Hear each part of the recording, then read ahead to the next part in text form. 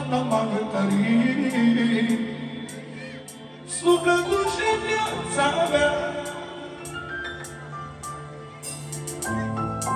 rămâne doar tata.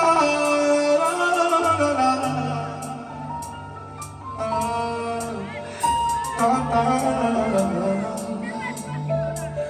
Doamne, ne-i dădeai o șansă bună, ne-i dădeai o șansă bună, lăsai măcar neguma, da? În primea mângă, ia-mă,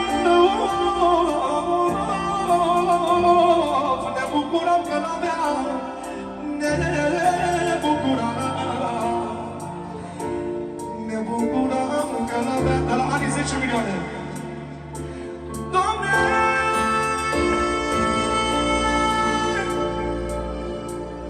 dă-te îndurai de noi, dă-te îndurai de noi, adu-mi-l dumneavoastră.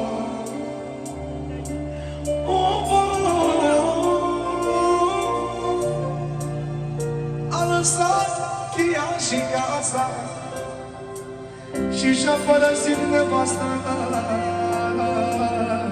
și și-a părăsit nevasta, dar în voluntatea mea,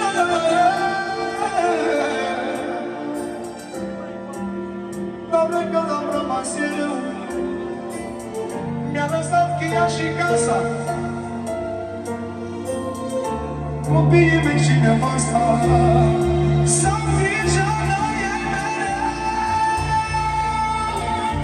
în locul lor mereu. Doamne, eu la tine cer,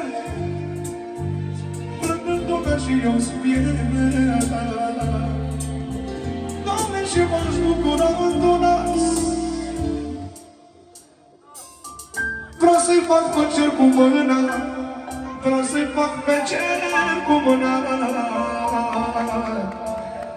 Măi, tată, să lăsăm fâna, e milioane, o Dumnezeule meu, m-ai părăsit,